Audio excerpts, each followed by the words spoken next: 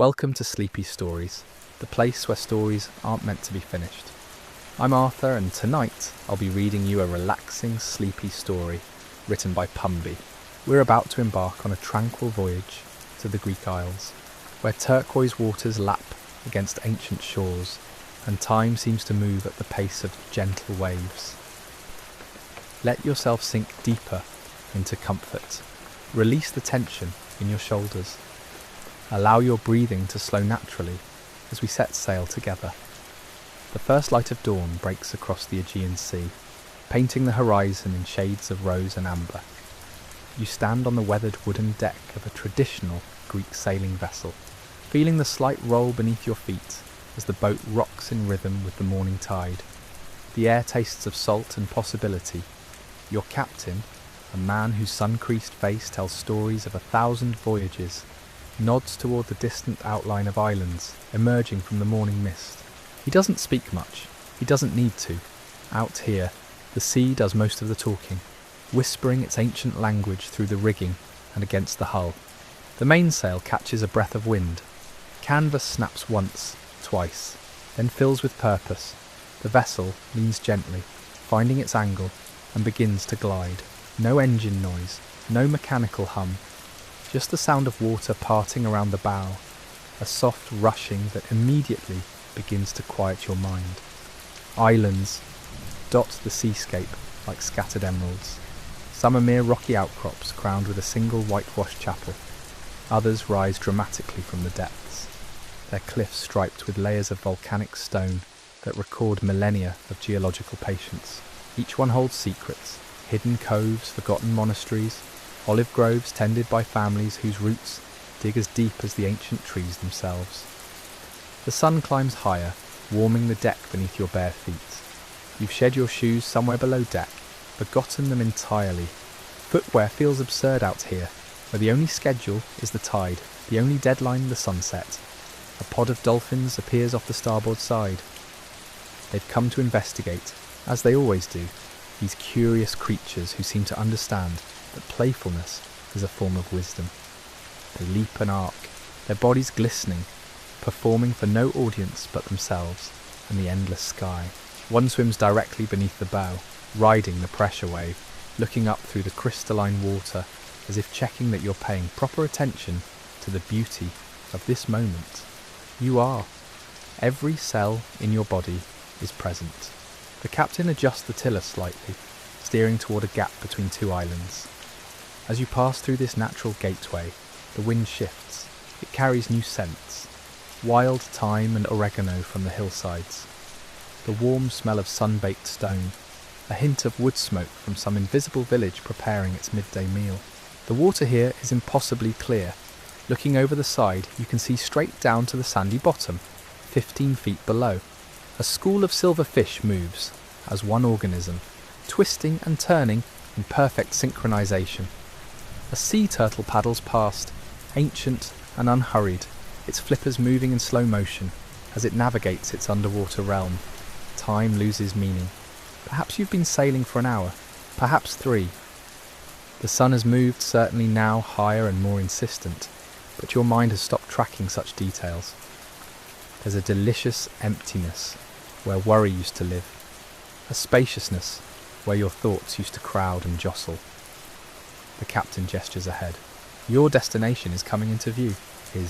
The island rises from the sea like a dream taking solid form. Steep cliffs give way to terraced hillsides, where olive trees cast pools of shade and stone walls mark ancient boundaries. At the water's edge, a small harbour curves protectively around a collection of white and blue buildings that seem to tumble down the slope toward the sea. As the boat glides closer, you notice there are no cars here, no roads wide enough for vehicles, just narrow pathways that wind between houses, steps carved into the rock, donkeys standing patiently in the shade.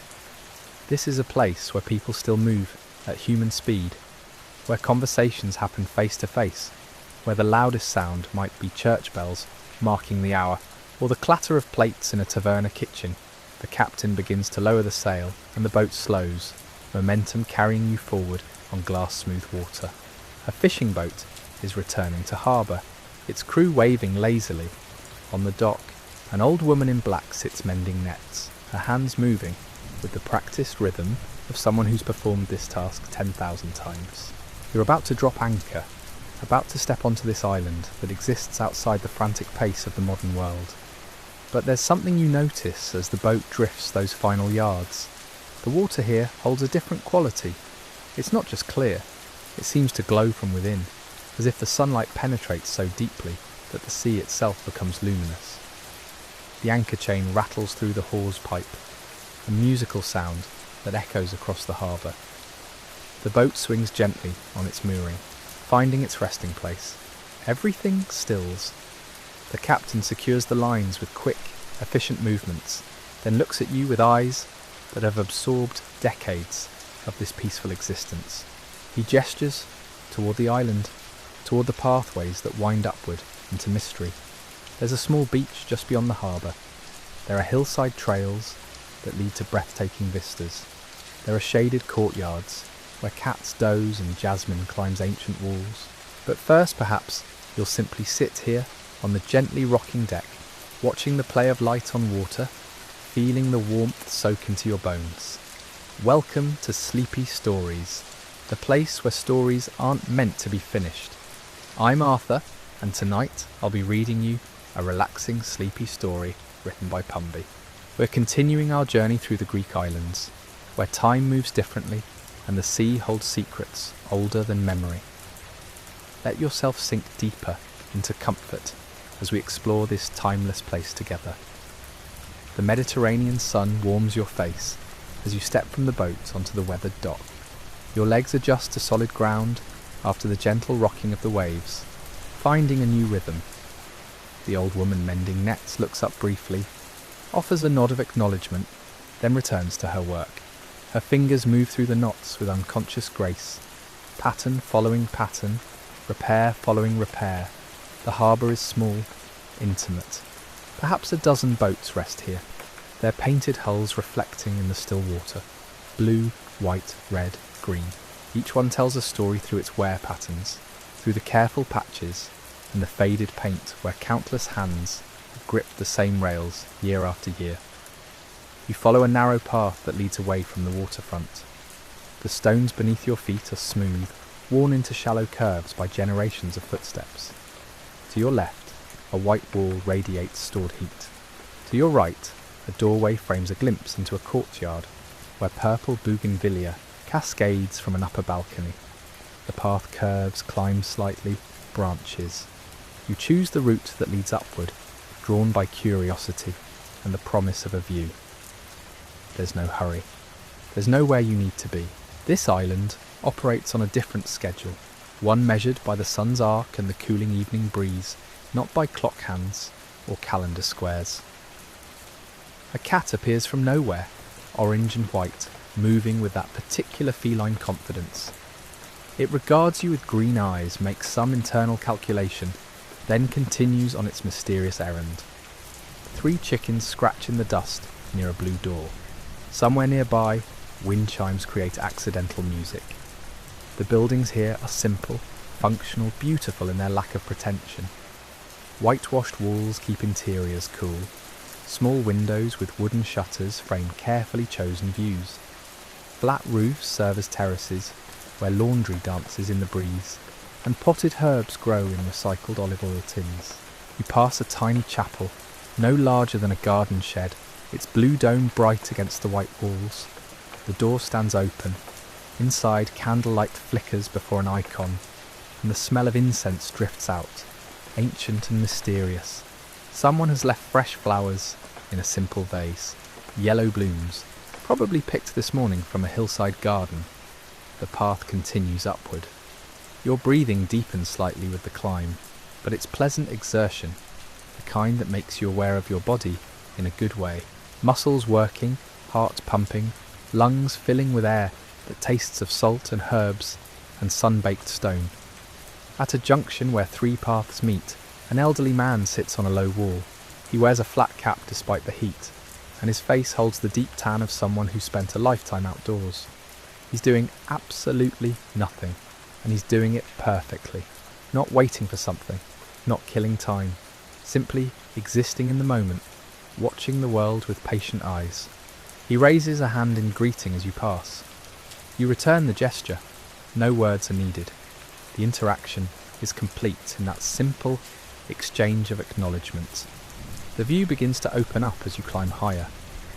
Between buildings you catch glimpses of the harbour below, the boats now looking like toys in a bathtub.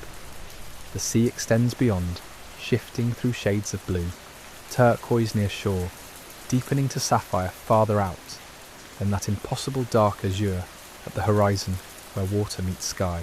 You reach a wider area, almost a small plaza. A massive olive tree dominates the space, its trunk twisted and gnarled with age. How old might it be? 100 years? 300? The tree doesn't care about such measurements. It simply grows, produces fruit, provides shade, year after year after year. Beneath the tree, a stone bench offers rest. You sit and immediately understand why this spot was chosen. The view stretches out in 3 directions.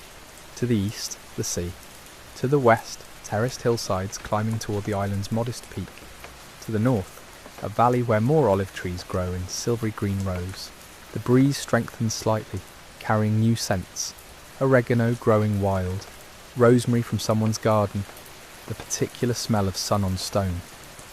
You close your eyes and simply breathe, feeling the air move in and out, feeling your body settle and relax into this moment. When you open your eyes, you notice details. A lizard doing push-ups on a nearby wall, the way shadows pool in doorways and beneath overhangs, the texture of the olive tree's bark, flowing like frozen liquid. A hawk riding a thermal high above, wings spread and motionless. Time does something strange here. Minutes might be passing, or perhaps much longer. Your usual relationship with duration has dissolved. There's only this succession of moments, each one complete, each one enough. The sun continues its journey across the sky. The quality of light begins to shift, becoming richer, more golden. The afternoon is aging into evening. That magical transition time when the day's heat begins to release its grip and the world softens. From somewhere below comes the sound of a bell. Not urgent, not demanding, just a gentle reminder that the rhythm continues, that patterns repeat, that some things remain constant even as everything changes. You stand, stretch, feeling your muscles respond. There's more island to explore, more pathways to follow, more quiet corners to discover. Welcome to Sleepy Stories, the place where stories aren't meant to be finished. I'm Arthur, and tonight I'll be reading you a relaxing, sleepy story written by Pumby. We're continuing our journey through a timeless Mediterranean island, where the pace of life moves with the sun and the sea. Let yourself settle deeper into comfort as we wander further into this peaceful world. You descend from the olive tree's shade, following a different path than the one that brought you here. This route curves downward, hugging the hillside, offering new perspectives with each turn. The stone beneath your feet has been worn smooth by centuries of footsteps. How many others have walked this exact route? Fishermen heading to morning boats, children running to secret swimming spots, lovers stealing away to watch sunsets. The path remembers them all, though it keeps their stories to itself. A cat appears from nowhere, as cats do, orange and white, moving with that liquid confidence unique to felines who know they belong everywhere. It regards you briefly, with amber eyes, decides you're acceptable, and continues on its important cat business. You watch it slip through a gap in a wall that you hadn't even noticed, vanishing as suddenly as it appeared. The path widens slightly. To your left, the garden spills over a low wall. Geraniums in terracotta pots, their red blooms almost violent against the whitewashed backdrop. Tomato plants heavy with fruit, some still green, others ripening to deep scarlet. Basil in a wooden crate, its leaves broad and fragrant. Someone tends this space with care, though no one is visible now.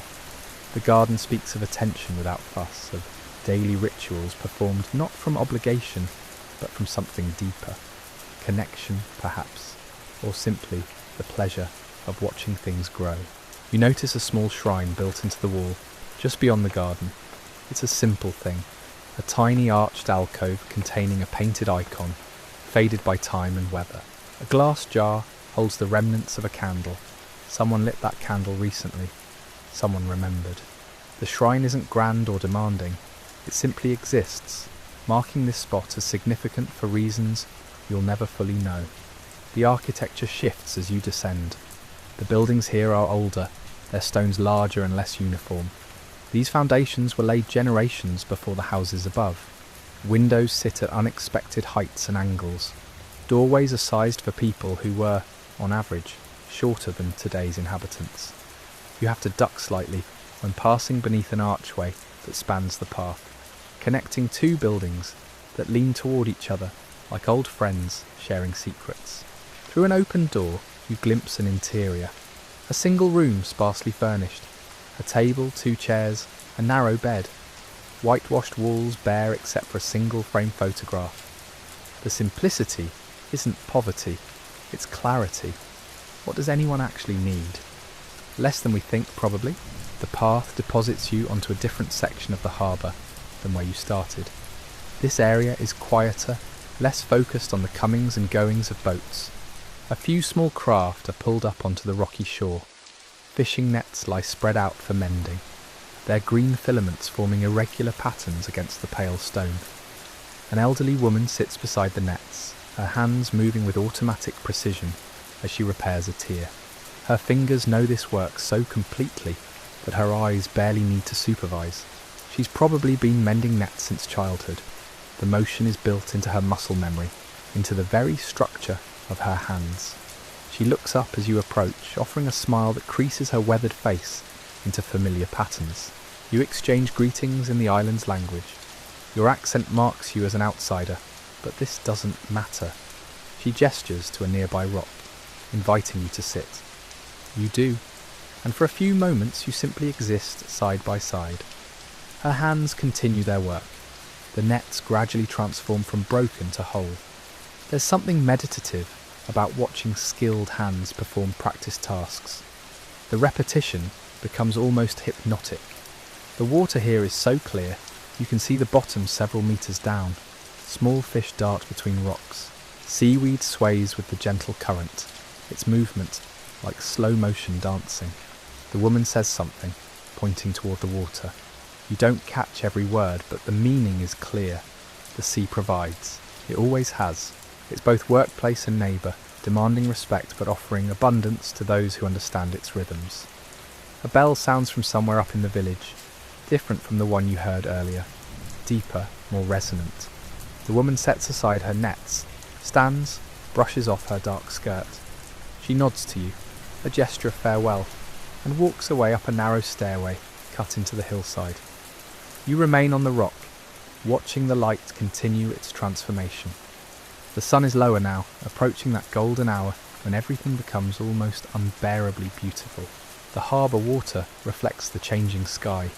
Blue gives way to amber, then hints of pink begin to emerge. The white buildings absorb this light, glowing as if lit from within. Shadows lengthen, becoming deeper and more defined. The temperature drops slightly, though the stone still radiates stored heat. This transition time feels sacred somehow. A pause between the day's activity and the evening's rest. The island seems to take a collective breath, acknowledging the shift. You stand, stretch again, feeling the pleasant tiredness that comes from gentle movement and sea air.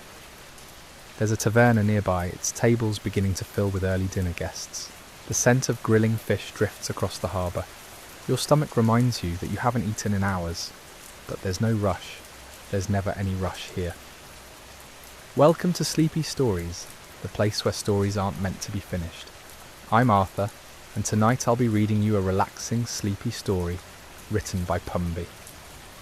We continue our gentle journey through a timeless Greek island where the pace of life moves with the rhythm of the waves. Let the warm Mediterranean breeze carry away any remaining tension as we wander further into this peaceful harbour village. Take a deep breath, settle in, and let yourself drift. You choose a table at the edge of the taverna's outdoor seating area, positioned where you can still see the harbour, but feel embraced by the evening's gathering warmth. The owner approaches, a man perhaps in his 60s with silver hair and the kind of deeply tanned skin that speaks of a lifetime under this sun. He doesn't offer a menu. Instead, he describes what came in fresh today, what his wife is preparing in the kitchen. His hands move as he talks, painting pictures in the air. You nod at his suggestions, trusting his judgment completely. Why wouldn't you? He's been doing this for decades. Within minutes, a small plate arrives. Olives, glossy and dark, alongside cubes of feta cheese and slices of tomato that taste like concentrated sunshine. Bread follows, still warm, with olive oil for dipping. You eat slowly, each bite a small meditation. The olives are briny, complex. The cheese is creamy, with just the right amount of salt. The tomatoes are what tomatoes should be, but so rarely are. Actually flavourful, sweet and acidic, in perfect balance. Around you, other diners talk in low voices. Laughter erupts occasionally from a nearby table where a family spans 3 generations. The youngest, a girl of perhaps 5, is drawing on a paper napkin with a crayon someone produced from a bag. Her concentration is absolute. Whatever she's creating matters enormously in this moment. The main course arrives as the sky deepens into richer tones. Grilled fish, simple and perfect. It's been dressed with nothing more than lemon, olive oil and herbs. The flesh flakes easily, revealing white meat that tastes of the sea without any unpleasant fishiness. Alongside it, vegetables roasted until their edges caramelize. Everything on this plate grew or swam within kilometres of where you sit. Between bites, you watch the harbour continue its transformation. Boats that were bright white in afternoon sun now appear softer, almost luminous against darkening water. Lights begin appearing in windows across the village, not all at once, but gradually, like stars emerging. Each lit window suggests a life being lived, dinner prepared, children bathed, conversations held, routines that have repeated for years and will repeat for years more. A cat appears, winding between table legs with the confidence of an animal who knows it belongs here. It's lean but healthy, grey with white paws. The taverna owner notices it and makes a soft clicking sound. The cat immediately alters course, heading toward the kitchen entrance, where a small dish of scraps likely awaits. This too is routine, part of the evening's choreography. Your meal finished, you wave away the offer of dessert but accept coffee. It arrives thick and strong in a small cup, ground settling at the bottom. You sip carefully, savouring the bitter richness. This isn't coffee meant for rushing. It's meant for sitting, for extending the evening just a bit longer. The family at the nearby table is preparing to leave. The little girl, now sleepy, is carried by her father. Her drawing remains on the table, abandoned. Before the server clears it, you catch a glimpse. It's the harbour, recognisable despite being rendered in a child's simple lines. Boats float on wavy water. A sun, disproportionately large, beams down. She's captured something true about this place. You pay your bill, leaving coins on the small tray. The owner thanks you, already turning his attention to newly arriving guests. The evening shift continues. More fish will be grilled, more wine poured, more conversations held over simple, perfect food. Standing, you feel pleasantly full without being stuffed. That's the magic of meals like this. Satisfaction without excess. You wander back toward the harbour's edge, following the waterfront in the opposite direction from before. Different perspectives reveal different details. Here, a small shrine is built into a wall. Candles flicker behind glass, illuminating an icon you can't quite make out in the dimness. Someone maintains this, keeps the candles lit, tends this small sacred space. The devotion is quiet, unshowy, constant. Further along, steps lead down to the water itself. You descend carefully. The stone is worn smooth by countless feet over countless years. At the bottom, a small platform sits just above the waterline. Several locals are gathered here, feet dangling toward the sea, They're talking, but the conversation has long, comfortable pauses, the kind that only happen between people who know each other well enough that silence isn't awkward. You find a spot at the edge, not intruding on their group, but near enough to feel part of the general human presence. Your own feet hang in the air above dark water. Below, you hear gentle lapping against stone. The sound is rhythmic, almost like breathing. One of the locals lights a cigarette. The smell of tobacco mingles with salt air.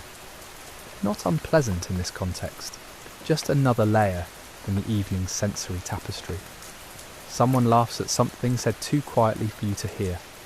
The sound carries across the water, joins the bell sounds, and boat creaks, and distant voices that form the island's evening song. Stars are properly visible now. Away from major cities, the night sky reveals itself honestly. The Milky Way stretches overhead, that impossible river of light, of welcome to Sleepy Stories, the place where stories aren't meant to be finished. I'm Arthur, and tonight I'll be reading you a relaxing, sleepy story written by Pumby. We're continuing our gentle journey through a quiet Greek island evening, where time moves differently, and every moment invites you to simply be present. Let your breathing slow, your body settle, and allow yourself to drift into this peaceful Mediterranean night. You recognise a few constellations. There's Orion, unmistakable even to casual stargazers, Cassiopeia in her distinctive W shape. Others remain mysteries, patterns your eye can almost discern, but not quite name. Ancient sailors navigated by these lights, trusted them with their lives, read stories in their arrangements. Now they simply offer beauty, silent and unchanging, above the very changeable human world below. A shooting star streaks across the sky. Brief, brilliant, gone. The moment happens so quickly you almost doubt you saw it, but the locals beside you react, one pointing upward just after it vanishes. You all saw the same fleeting light, shared witness to something small and perfect. The group begins to disperse. They rise slowly, stretching, exchanging final words before heading their separate ways. You remain a bit longer, reluctant to leave this particular spot. The stone beneath you has absorbed the day's warmth and now releases it slowly. Your hand rests flat against it, feeling that retained heat. Eventually, you climb back up the worn steps. The harbour feels quieter now, deeper into evening. Many tourists have returned to hotels. What remains is more local, more authentic to the island's actual rhythm. You pass a small shop still open, its doorway spilling warm light onto cobblestones. Inside, shelves hold practical goods, olive oil in large tins, dried herbs bundled and hanging, soap that smells of honey and lavender. The shopkeeper sits behind a counter, reading a newspaper, glasses perched low on his nose. He glances up as you pass, offers a small nod. You return it. This minimal exchange somehow feels significant. Recognition without intrusion. The walking path narrows as it leads away from the harbour centre. Whitewashed walls rise on either side, occasionally broken by wooden doors painted in faded blues and greens. Some are closed tight. Others stand slightly ajar, revealing glimpses of private courtyards within. Potted plants crowd these hidden spaces. Bougainvillea climbs walls in explosions of pink and purple.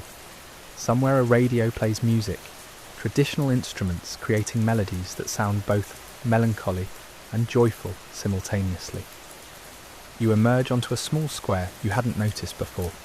A single tree grows in its centre, ancient and gnarled. Beneath it, a stone bench curves around the trunk.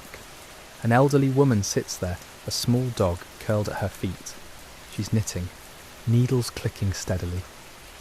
The dog's tail thumps once as you pass, but it doesn't rise. Too comfortable, too settled into evening routine. The square opens onto a viewpoint overlooking the sea from a different angle. Here the coast curves away, revealing the island's shape. Lights from distant villages dot the darkness, like earthbound stars. Each one represents other lives, other evening rituals happening simultaneously. People finishing dinners, putting children to bed, sitting in their own contemplative moments, all part of the island's collective rhythm. A cool breeze rises from the water. It carries that particular night sea smell, different from daytime. Richer somehow, more mysterious. You breathe it deeply, feeling it fill your lungs, cool and clean. This air has travelled across open water, touched nothing but waves before reaching you. Below, the sea is now almost black, distinguishable from sky only by the absence of stars on its surface. But wait, there's movement in that darkness. Bioluminescence, tiny organisms lighting up with each disturbance of water. A boat passing far out creates a glowing trail. Even from this distance, you can see the ethereal blue-green light it leaves behind. The phenomenon seems magical, though it's pure biology. Nature showing off without trying. You find yourself thinking about nothing in particular. Mind empty in the best way. Not blank from boredom, but clear from contentment. This is what peace actually feels like. Not dramatic, not announced, just a quiet settling into the present moment. The church bell rings again, counting the hours, though you've lost track of which one. It doesn't matter. Time here is marked differently, by light and dark, by meals, by the rhythm of boats and bells and waves. Clock time feels like an intrusion, something belonging to another world. You begin the slow walk back, not rushing, just drifting in the general direction of wherever you're staying. The path winds through more narrow streets. Cats watch from walls and window sills, eyes reflecting light. They're the island's silent observers, seeing everything, judging nothing. A door opens ahead and a family emerges. Parents, grandparents, several children. They're dressed nicely, clearly returning from some occasion. The children are tired but happy, talking over each other. One skips ahead, her white dress ghostly in the darkness. The grandmother walks slowly, supported gently by her daughter. Multiple generations moving together through the evening. This too is part of the island's fabric. Family, continuity, connection. You let them pass, then continue. Your own pace has slowed to match the island's tempo. Unhurried steps on ancient stone. Breathing synchronized with waves against shore. Heart rate calm, steady, peaceful. Tomorrow will come, as it always does. But for now, there's only this. Only the gentle Greek night, the sleeping island, the soft descent into rest. You reach your accommodation, wherever that might be. A small room with whitewashed walls and a window that frames the sea. The bed is simple but inviting, sheets crisp and smelling faintly of lavender and sun. You open the window wider, letting night air flow through. The curtain moves gently, breathing with the breeze. Lying down, you feel the day settle into your body. Not exhaustion, but pleasant tiredness. The kind that comes from gentle movement, fresh air, simple food, and hours spent not fighting against time, but flowing with it. Your muscles release tension you didn't know they were holding. Your breath deepens naturally, requiring no effort or instruction. Through the open window, you hear the island's nighttime sounds. Waves against stone, constant and rhythmic. Distant voices, soft and unhurried. A dog barking once, twice, then silence. The church bell marking another hour. These sounds don't disturb, they comfort. They're the island's lullaby, sung every night for anyone willing to listen. Your eyes grow heavy. The ceiling above fades into shadow. You think briefly about tomorrow. Perhaps you'll explore different paths, discover new corners of this timeless place. Or perhaps you'll simply repeat today's wandering, finding new details in familiar routes. It doesn't matter. The island will be here, patient and unchanging, offering its particular brand of peace to whoever seeks it. The last thing you notice before sleep arrives is the smell of jasmine drifting through the window, sweet and perfect. Your breathing slows further, matching the rhythm of waves you can no longer consciously hear, but feel nonetheless. That ancient pulse that predates human presence and will continue long after. The Greek island holds you gently as you drift away, wrapped in its timeless embrace where stories don't need endings and peace requires nothing but surrender.